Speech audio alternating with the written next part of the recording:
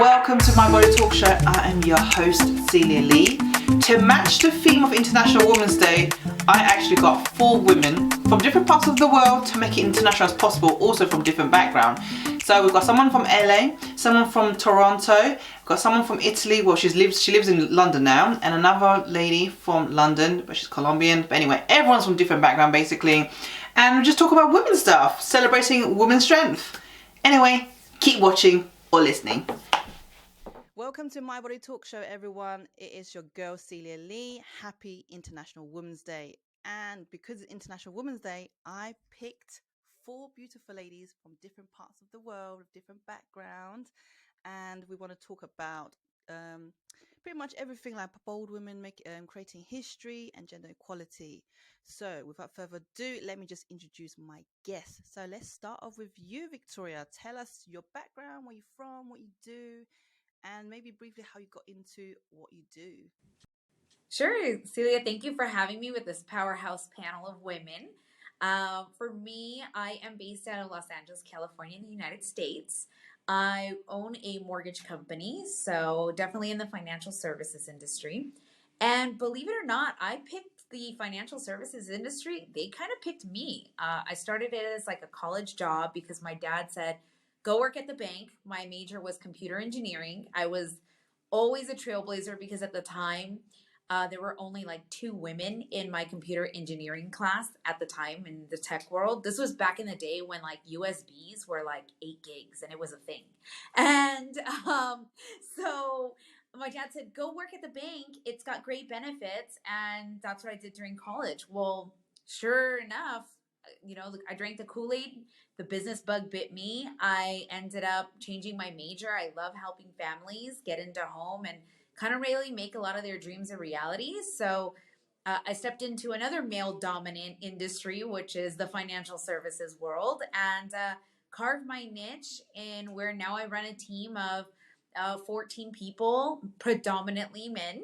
And now I get the opportunity to help a lot of families, both on the Hispanic realm, really every background, ethnicity wise, which is awesome for me. So that's a little bit about me. Tell me one interesting fact about you. Ooh, I speak 3 languages. So I speak English, Spanish, and Italian. So those are my fun fact background. Italian in the house. Yes. since you mentioned Italian, I'm going to move on to Angie. Hello everyone. I'm Angela. I am Italian, born and raised in Rome. My mom is from Cape Verde, and I moved to London 5 years ago. I studied tourism school and I learned English, French, and Spanish. I also speak Creole Portuguese because of my mom, and in university I learned Mandarin. So I speak many languages as well. And also I work in fintech. So we found many things in common. And nothing, on my spare time, I like to take dance classes and to sing. And so happy to be here. Hi everyone, thanks so much for having us, Cilia. So I was born in Cali, Colombia, and came over to the UK when I was 10 years old. I think my whole career began in year 9 when I had to choose my subjects, and I just absolutely loved IT. So went on to graduate as in business and information technology, and that led me to become a web developer. And then I worked for a high profile agency here in the city of London, and that gave me the opportunity to become quite proficient in the whole world of digital marketing. And then I think it was during the pandemic when I started to take on extra work because I was working from home. So I do some freelancing, I do websites for different people, and I realized that I could double my pay just working for myself at home. And so seeing that change is what led me to sort of build up a team of people, of talented people in the different fields that are required in digital marketing. And that's what came about. That's when Voltage Studios came about. Yeah, that's it. So Hello, and thank you for having me. I was really excited to come on today and be a part of this. I'm originally from Toronto, Canada. I'm a dance fitness instructor. Although that's not how it started out. I come from a background of social service work. That's actually what I had studied. But I've always been passionate about helping other people and working with individuals just to overcome the everyday adversities we deal as people in life. So over time, after essentially at this time, after I had my daughter, is really when I took something that I was just doing as a hobby, as like just something that I was passionate about, which was dance, and I used that as an outlet at that time for me. And when I saw how it really changed my life and impacted me, I was like, I need to do this, like, and help as other people as well, especially women. Because if you got the moms on the call know, when you're at home, especially on maternity leave, cooped up in your house and off work, and it's just you and baby, it's amazing. But you do have your moments in those downtimes. You need an outlet, right? So I use that, and it really helped me. And I wanted to use that same passion and share that with women in the world, essentially. So that's how I got started. Entrepreneur. So Maria, what made you become an entrepreneur? Did you become an entrepreneur after being a mother or before? I think for me, it was a great opportunity to be more of a present mom for my children. So having 3 young kids and having to work for a company and finishing at 6:30, and having to book holidays for this, for that. Now that I work for myself, I can manage my time. I get to drop my kids off at school. I get to pick them up. I get to decide how much time I spend working, and I try to sort of save those hours after school to be with my children. So I began Voltage after being a mum. My oldest son is going to be 11 soon, so for me it was a great transition, and it was one of the reasons why Voltage began, because I could see myself just being able to work from home and actually being a present mom, and just not having to ask somebody to, can I take the afternoon off, can I be at my kids' school play, can I have the holidays off, or the summertime or the Christmas period. It's great. I mean, for me it's worked so well, just being my boss, my own business out, deciding what I do with my time. So this is a question for you, Victoria. Like people always say, once you become a mother, once you have children, your career that's the end of your life. That's the end of your career. And do you believe that? Like, do you think it slowed you down from building your company? So absolutely not. I mean, I think, even the home CEOs, right, which are the stay-at-home moms, the home CEOs, that's a tough gig. Like, I knew for myself, I was not cut from that cloth. Heck no, give me back. When can I go back? After 3 weeks of having the baby, I was like, let's go back. How much money can we make? Because if anything, it fuels you more as an entrepreneur. Like, kind of like what Maria said, we get to be present at their birthdays, recitals, dropping them off at school, even just making breakfast, like making time to just not just pack a bag in a Ziploc baggie of cereal and then here we got to go to the car, but really like making eggs or making pancakes or having conversations. I think that is something that's undervalued in a lot of industries, is the flexibility. And I saw corporate try to navigate through that during COVID, where they would say work from home, your mental health. But the reality is they're still looking at a bottom line. They're still looking at their numbers. And so I think from a mom perspective, I became a mom as an entrepreneur, or I was a mom when I became an entrepreneur. For me, I think it was the hardest part was trying to find balance, your version of balance, right? Everyone talks about this work-life balance, but no one could ever tell me what it was. Like, what is it? Is it that I only go in half a day? Is it that I go in late 2 hours? Right? What is it? Is it that I only go to my kids' soccer games once a month? Like, what is true balance? And the way I defined it in entrepreneurship is balance is what you make it. I remember having a conversation with my kids when I first started entrepreneurship, and it was like I was working way more hours than I was doing even in corporate. Why? Because as an entrepreneur, you have to start the business. The business relies on you. So you have to grit, you have to hustle.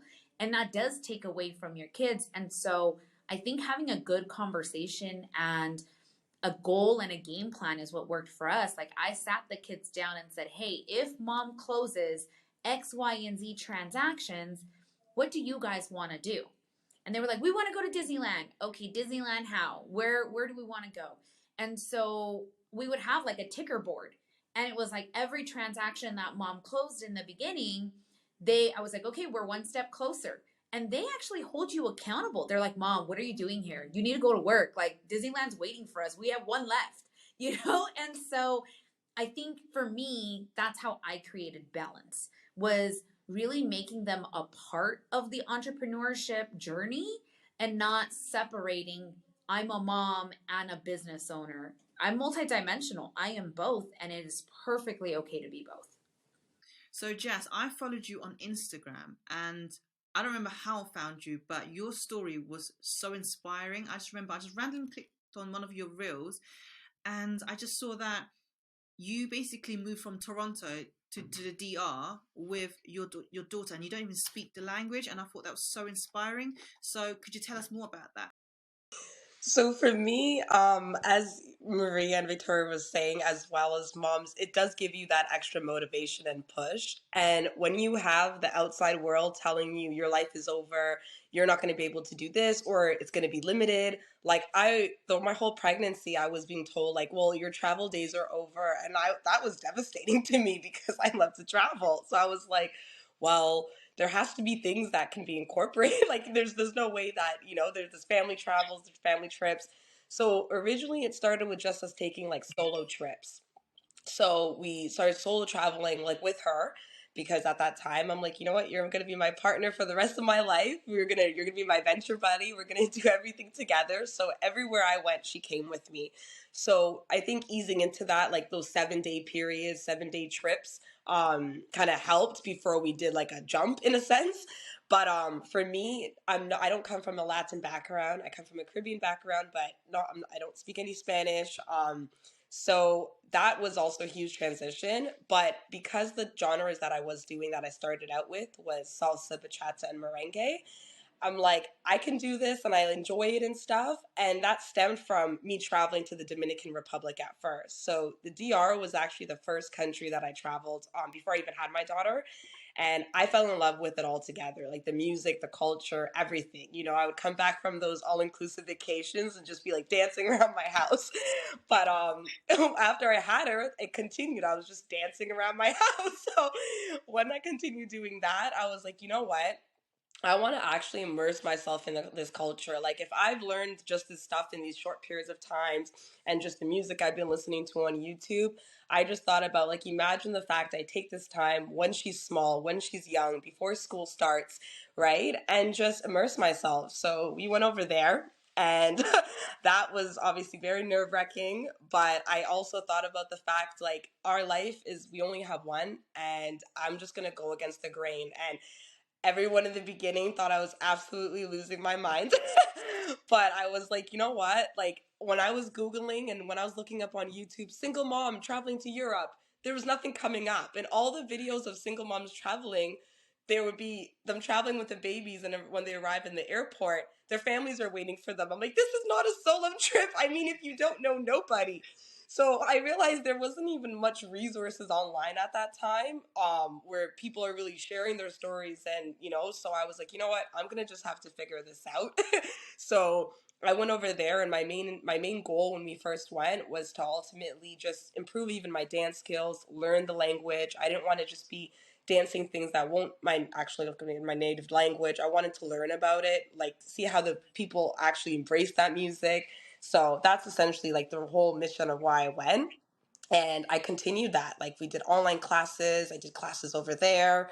But the main goal was essentially to just immerse myself completely, learn as much as possible, and ultimately like have that experience with my daughter as well. That was the highlight of it for me, for all of out of it all.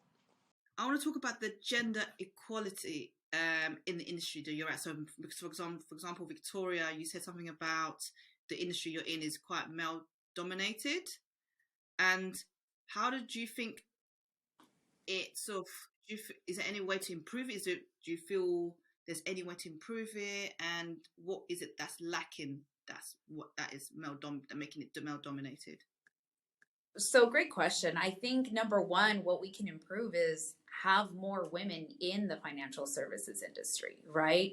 I think as a woman in business, there's a lot of self doubt, and oh, am I? How much can I charge? Can I charge this month? Right? I remember working in corporate, and when we talk about inequality of pay, women get paid less than men do. And again, women, we're just very emotionally aware of what's going on. And so, versus men, they just ask for it. They don't care. Like, I remember a colleague of mine telling me, oh, yeah, I'm going to ask for my 5% raise because I deserve it. Like, it was just a non negotiable. And when it was time for me to ask, I was hesitant to ask because I was like, well, do I really deserve it? Like, should I? Have I put in this effort? And the reality is the more that I observed being in that world, the more I actually asked and stepped into my power to ask for what is mine, to claim what is mine.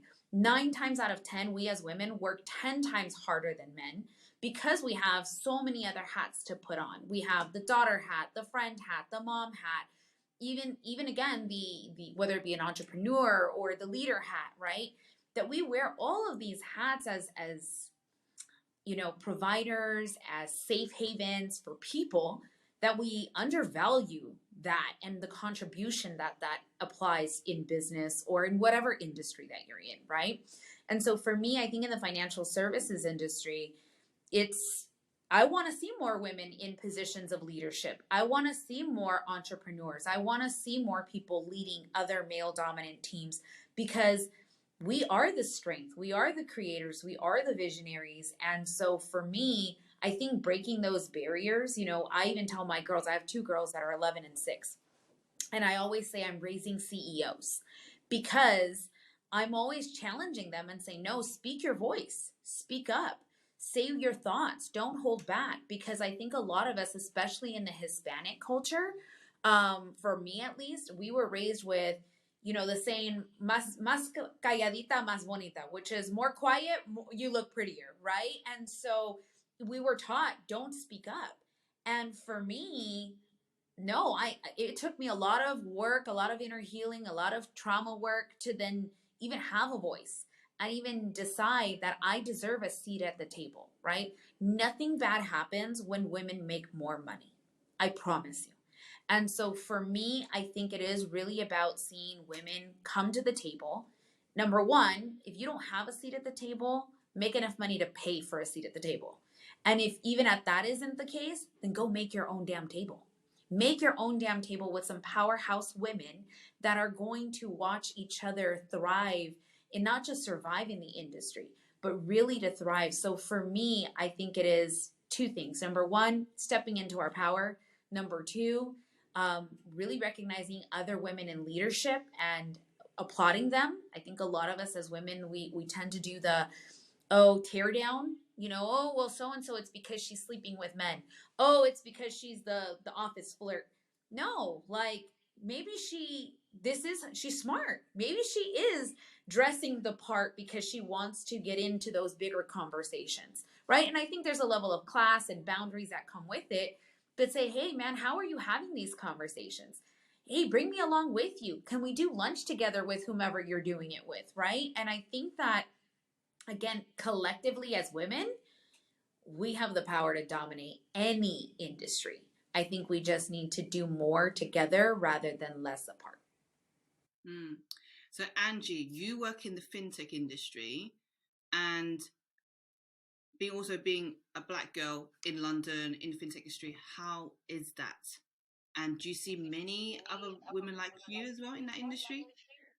Um, in my industry in particular, not many, but the company that I'm gonna say I was working for, because yesterday was my last day, and I'm gonna start a new project with another company. But I've had experiences where there were a lot of Black African women, just because the company in particular that I was working for was fintech for sending money abroad. And so there were many people of color because they were the targeted customers. And so they would even hire, a more diverse team. However, I faced a lot of issues with regards to people approaching me, and instead of listening to like my pitch at a networking event and things like that, they would either approach me in a different way. So I had to be very strict on boundaries. And I found this a shame that, like, I'm here for work. I do understand that I might look nice, etc., but I think it's very hard to differentiate, our identity as a woman from, the woman that is actually just working. You know what I mean? So I struggled a lot with that. And even when it comes to promotion, it might happen that, the person that you want to go for, the managers are, looking at you a certain way, etc. So I'm not going to lie, I've pulled myself out of a potential situation where I could have had a promotion just because I knew that I did not want to work with that person.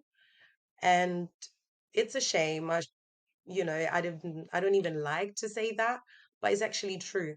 And again, as I said, I think it comes a lot with our own boundaries and self-respect and making sure that we remain as professional as possible. I think we do double, the work to just do our work just because we are female. So it's a bit of a shame. It's challenging, but at the same time, we are the ones that actually change it. And I'm saying this, and I should be the one who should have gone for the position.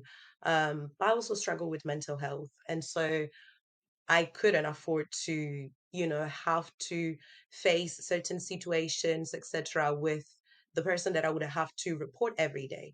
You see? And so there's multiple layers on why we might be, a bit mm, discriminated against, if you think about it. What about you, Maria? Also, kind of techish, but marketing, digital marketing. How is that? Is that quite a male dominated industry as well? So yeah, I would say so. I was out of 20 students, there was only two girls that graduated in IT, so the rest were male. But Because also stereotypical developer I know is male, glasses, geeky, that kind I of greasy hair yeah, stuff. I've always worked with men. I think when I worked for this agency in London, it was a team of 30, and again there was only two girls in the team, me and another person. But I really enjoy working with men, and I think I find them so easy to work with. And I don't think it's about whether it's, selected men or women. I think it's an interest. A lot of women, I find that they're not as interested in the field that I'm in. There's more interest coming from the male, from men. So I think that also plays a role. It's not about, who who gets, the job or who gets a promotion. It's just that there's a lot more interest shown by men in my type of industry. I now work with a team of talented people, and there's a really good mix of men and female. And I tend to work with female when it comes to social media marketing, creating reels, creating all the artistic aspects of the marketing, whereas the men are the developers, the coders for websites, the programming, hardcore logical thinking. So it kind of does show a little bit of a strength in different aptitudes for men and women, and also preference, and what they enjoy the most. Me, in particular, for me, it's never been an issue really. I've always felt included. I've always felt supported. I've always felt like encouraged. I think it's because I've been so passionate about it, and I've given it my everything. So when it comes to getting involved in projects or anything, my mind is very technical, very logical. So I get along with the men really well in that field. But yeah, I think we do need more women to step up and take on these roles because they're amazing, and we are moving in the technology world so quickly, so rapidly, that we do need more females to come and give their input because they bring a lot of creativity, a lot of different mindset. They can see things from a different perspective, and that's really beneficial for the industry. I love that. I love the fact you just said women bringing the creativity, because we women, that's what we're all about, like feminine energy, which is bring the creativity. And then you said about you enjoy working with men as well. And any of you ladies can chip in, however you want to answer this. It's just that I think it's nice to have. It's actually always nice to have a balance. I think a balance because everyone, like different gender, bringing different qualities, different skills in. So I think that's quite important. Yeah, absolutely. Like, we do a lot of social media marketing, and it's the girls that come up with really creative ideas because we often run on emotions. When it comes to selling, when we're selling a product or a service, we want to target people's emotions, and women have a really good understanding of emotions and how to target those emotions. So, for instance, if you're selling, I don't know, a product for slimming, for your skin, you want to target the emotions of that potential customer, and so the input from a female is really good in that aspect because we can orientate that and use it to promote marketing that actually works. Victoria, you say you have a team that is mainly men. Do you, and also because I know you know about the masculine and feminine energy, do you assign them to roles according to them because they're men and because they're women? Oh, great question. No, everyone's treated equally. I think I see different results or different levels of contribution within the team based on whether they're more masculine or feminine. I think to Maria's point, right? I do see a lot more creativity from the ladies in the group on the team.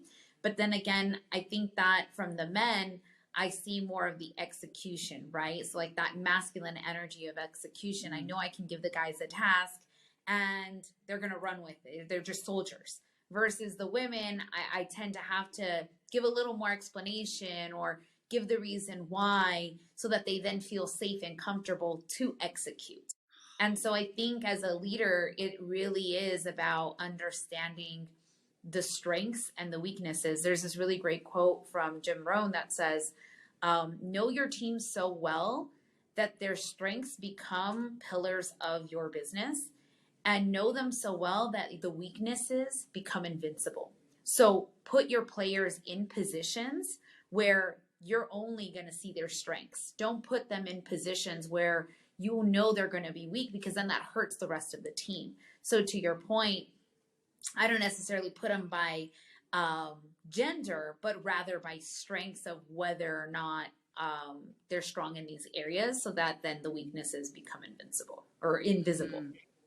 About we sort of spoke a little bit about it, which is sort of limited self belief. So we all come from different backgrounds, like different cultures. So what in your culture, we all have different stories. For example, as an Asian girl, I was told that we have to be a professional, things like that. Or when you get to a certain age, maybe like in your 20s, you should be getting married and have kids. If not, then you're failing, sort of thing like that. And then I've had like relatives asking me, saying like, see that you're back when I was 26, they was like, see, you're 26, have you not thought about getting married? Like, and like, no, I want to focus on my career, things like that. So I have a personality where I just go for it. I don't really care what people think.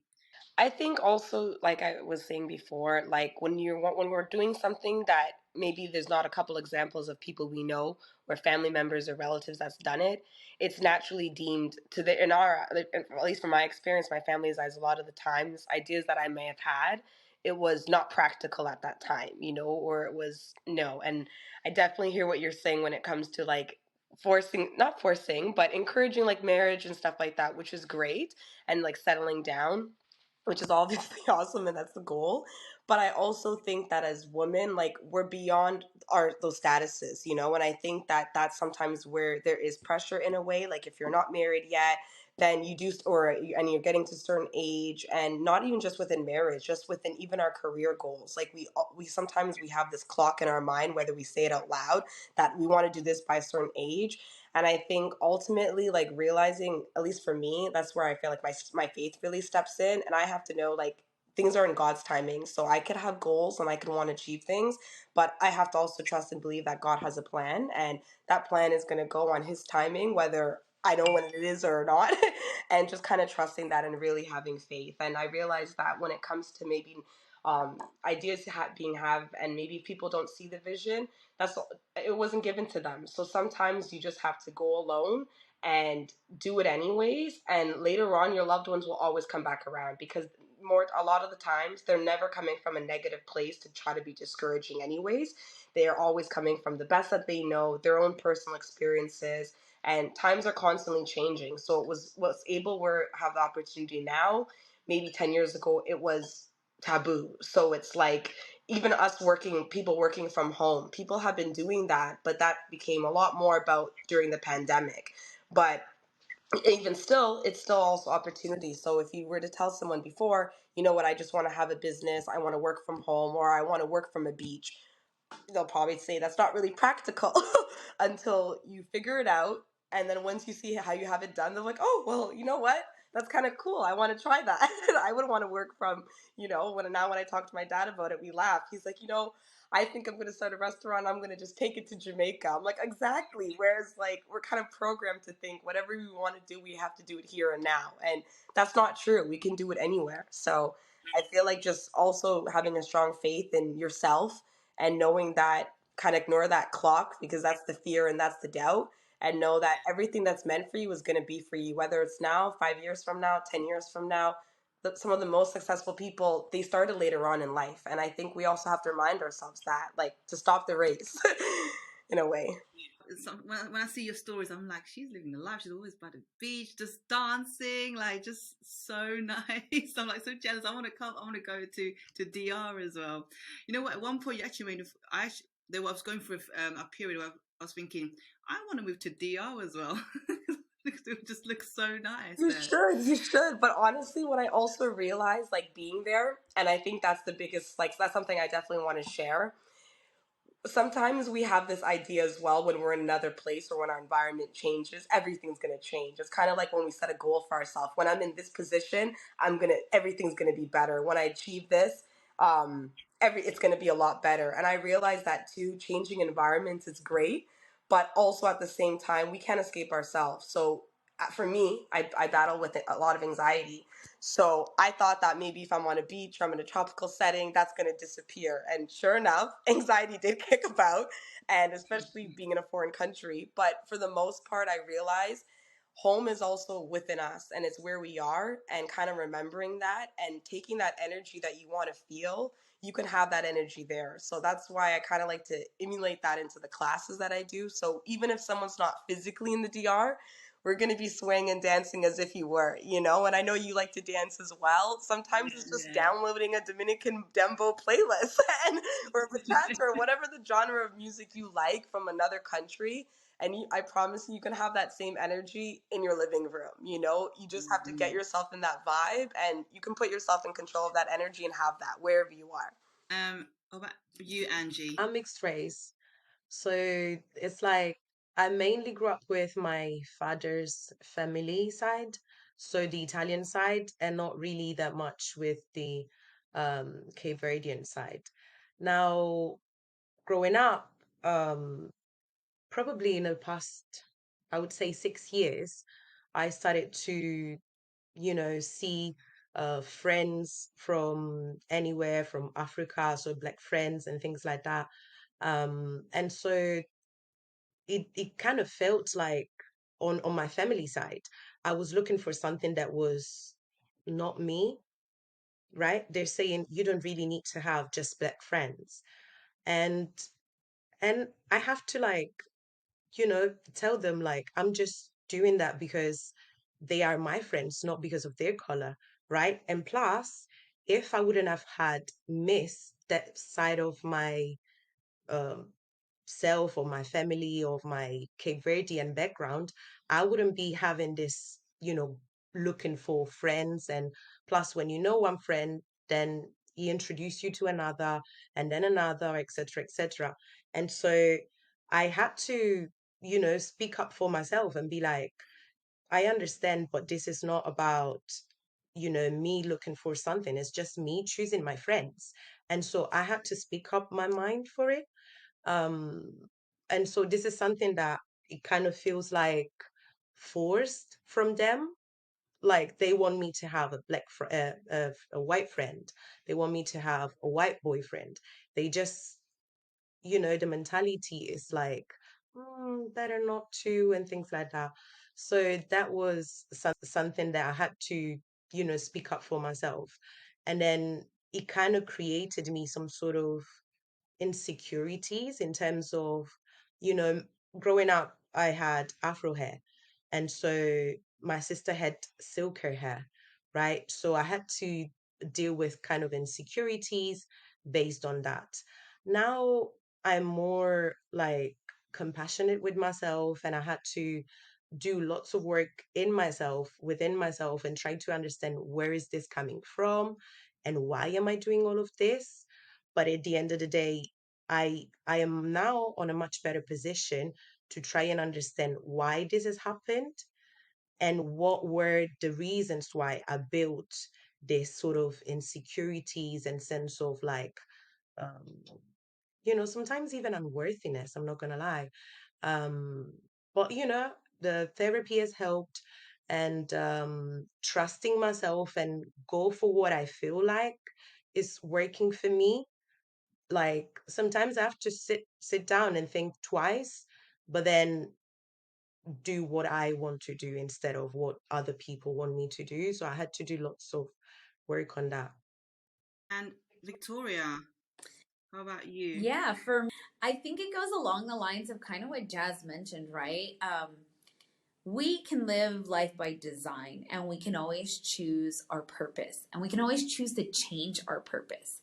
And especially as a Latina, for me, I've been called everything in the book, right? I've been called bossy, I've been called bitchy, I've been called difficult, I've been called emotional. Um, and so, number one, I think it's so important not to feed into those labels, not to feed into like, and actually question, like, oh my goodness, am I difficult? Because I was voicing a concern that maybe was against the grain, or I was voicing and stepping into my power where at the end of the day, 9 times out of 10, they end up using my idea anyway. But because it wasn't their idea or positioned the way they wanted, um, it's looked upon as bad. And so I think that a lot of that external can be something that we absorb internally. And I think it's super important that we identify who we are, our value, our worth, that we are enough in order to step into these trailblazing positions, these glass ceiling breaking opportunities, and understanding you can change your purpose any freaking point in time. Like, you want to work corporate, go work corporate and kill the game. You want to be an entrepreneur, go be an entrepreneur and kill the game. You want to go live on a beach and go dancing, do it and do it at the highest, best level possible. And if Jazz wants to change her mind and she wants to go live and go work in corporate, guess what? We all have the beauty and the flexibility to do that. And I think that sometimes because we take into a lot of the external noise, we don't really tap into the internal. And like Jazz mentioned, right? Home is where you are. So find what makes you happy. I think a lot of us go, especially women, we go through life doing what everyone else wants us to do to fit into this box.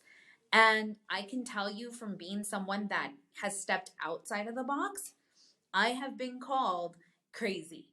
I have been called like stupid. What are you doing? That's the stupidest idea you could do. And, when I went from corporate, leaving my corporate job of 10 years, making a 6 figure salary, to then going into the entrepreneurship world, my family had always worked corporate. And so for me, I was What are you doing? You're stupid to make that jump into entrepreneurship. That was year 1. Year 2 was, you're crazy. You're still doing this? Year 3 was, oh my goodness, you did it. See, I told you so. Year 4 was like, you guys, you see her? See, that's my daughter. I'm proud of her. Right? And so again, you go through these phases, and that's anything, right? And so, I always tell people, when you have a really good idea or when you have a really good purpose that you want to go after, always understand people are going to call you stupid, they're going to call you crazy, then they're going to tell you they knew you, and then they're going to tell you they told you all along. So I think understanding that as you go into these limiting beliefs, I always think of, what is the unlimited belief? If you feel like you're not enough, well, what's the opposite? I am enough. So you already know what life looks like living in that limited belief. Now envision what it looks like living in the unlimited belief. And that shift in perspective will change the game. So I don't even listen to the noise, because everybody tells me I'm crazy half the time. Victoria, I felt like we were just on the Tribe Call all over again, just hearing you talk like that. Finally, Maria, how about you? So I think, with my family, it was always go to uni, graduate, get a job. And that's what I did.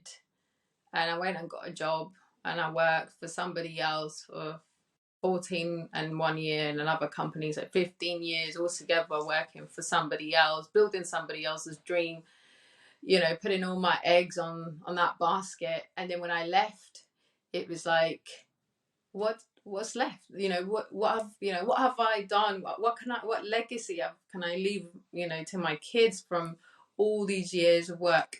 So all I could take from that was the experience, the knowledge that I gained. But apart from that, there's nothing that, after, the last paycheck, there's nothing I could, give to my kids. So I think I wish my parents or my family, and it's something that I do with my kids now, they had told me and they had encouraged me more to go into the entrepreneurship world from a young age, because you don't need 15 years of experience to then get started. I could have done 2 or 3 years to gain experience, to see it all, and then go and embark on it myself. But there wasn't that encouragement or that sort of model to follow. Although I do have quite a lot of aunties and everything that are entrepreneurs, but they're back in Colombia, so they weren't present in my life, so I couldn't get from their example. But and also it's investing, buying a property, taking these steps that my kids are young, but I already tell them, you need to I said to my son this morning, I was saying, okay, we're going to watch this video about chat GPT. This is the new era, this is the new tech. You need to be alert. This is where you need to start thinking what you're going to do. You're only 10, but the world is moving so fast and many jobs are going to be made redundant. So start thinking from now, what do you want to do? Because these things are coming up, and I want to stay in tune with what's going on, and I talk to him about investing, about buying a property, start saving from now, because when you're 16, want to get your car, want to get your first flat. I wish my parents had done that with me. So it's those, you come to learn and to realize all these things later on in life, where I wish if I had known, or if I had the example earlier on in my life, then I probably would be way more ahead in the game. But it's never too late. And I like all these ladies have said, I think my best advice is believe in yourself. Stop all the noise, because people are going to question left, right and center. What are you doing? You're leaving your corporate job, and you're just going to do your own thing, and is this going to work? Is it? And they start to throw doubt in you, but you've got to be really strong-headed.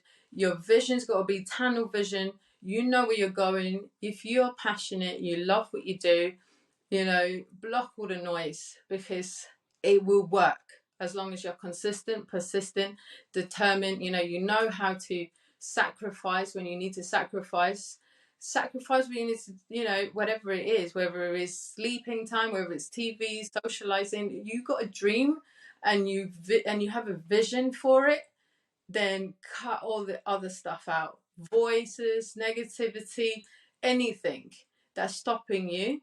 Follow that vision, follow that dream, and give it everything. Honestly, I've been shook by the amount of work that has been coming my way. So much that it's like I'm constantly looking and employing more people. I never expected that in a million years, because the workload is so much that I can't handle it on my own. So it's moving a lot more rapid than I thought. And you know, and I had people that used to doubt me and used to say, you know, don't do it that way. And at the same time, I'm able to be a present mom, which I love, because I don't, you know, my kids are just as important or more. So being here after 3 o'clock with my kids, it's priceless. So you've got to just follow your dream, your vision, and stick to that. And then now that we know it, just pass it on to our kids so they don't make the same mistakes that we did. And yeah, they're that one step ahead. Yeah, thank you. Yeah, you know about the sacrifice? That's what I've been doing as well. The last time I went out was to your birthday, Maria. And before that, I haven't been out since, I don't even remember, probably November. November. Yeah. I'm actually in that zone because I really want what I want to do. So I just like, yeah, so I don't even think about going out. I don't even go to my friend's house to chill. I just want, if I Friday and Saturday, I'm just at home. If I'm not working, I've been reading a book. I just just in my zone right now. So you're right, sacrifice, socialize, social life. I mean, it's no, the time just flying by. So there's no time to waste. Okay, thank you so much, ladies. I'm gonna wrap up. Wow, it was interesting episode for all the hiccups, but thank you so much. Thank you for your patience. So how can we get hold of each one of you? Starting by Maria, how can people get hold of you? Should I give you my Instagram? So just say _ MIH Lopez. Digital marketing. At the moment is thisisvoltage.com. So visit my website on there. Okay. And we're actually rebranding at the moment, so soon that link will change to Voltage Studio. I've got the domain, but we're working on the website, and the rebrand is amazing. So check it out when it's out. This is really nice. Angela, how can people get hold of you? My Instagram is Angie_Wright, ANGIE_RIGHT. Yeah, people can get a hold of me with my IG handle. It's VCelestial1. So V is in Victoria, C is in cat, V Celestial. So VCELESTIAL1. And then the company, you can also, if you guys are in the industry, follow at Downtown Financial Group, and we'll be happy to help. Perfect. And Jazz. People can find me. My Instagram is at Jazz, JAZ, and Gabriella, GABRIEIILLA. Sorry, I put on my handle because I had to put double I because my name was taken. So it's Jazz Gabriella with 2 I's.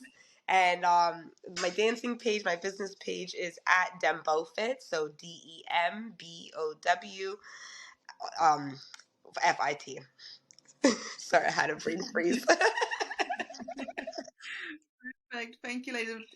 Jazz, well, I think I want to do a little dance with you sometime, maybe like some collaboration. I don't know, if something like that. I would love to. I saw you also. I wanted to congratulate you. I know it was a previous post you did. You danced with Chimbala, which I think was amazing. that looked so good. Yeah, sure. That was last year, August. Yeah, I couldn't believe it. They found me in the club. So I went to a nightclub, and then went to a reggaeton party in London, and some guy just came up to me and was like, "We're looking for dancers. Have a concert coming up. Would you be interested?" At first, I was just like, "Yeah," but I thought he was just bluffing. And afterwards, he sent me the details, and it was Chimbala. I was just like, "What?" Yeah. Wow, that's amazing! And, congrats to that. And that was in your hometown. Yeah, you didn't even have to go to DR for that to happen. Yeah, and I was just thinking, like, how can it be, like, especially it's my favorite type of music as well, and because I love dembow as well, and I was like, I couldn't believe, so And you know, and you know also what's funny is this is coming back to like you should if you want something just go for it. I've been trying to pursue it as become a dancer, but then I almost gave. I did give up. So I don't want to do dance anymore. And then just as I said that, a month later, that's when the guy found me and booked me on to that gig, and I'm happy. Thank you so much for watching and listening. I hope you enjoyed it. I hope you found it inspirational. If you did, please share it with your friends, your family. Share it, comment, subscribe, everything. Please just show me some love, and I love you all for watching and listening. Mwah!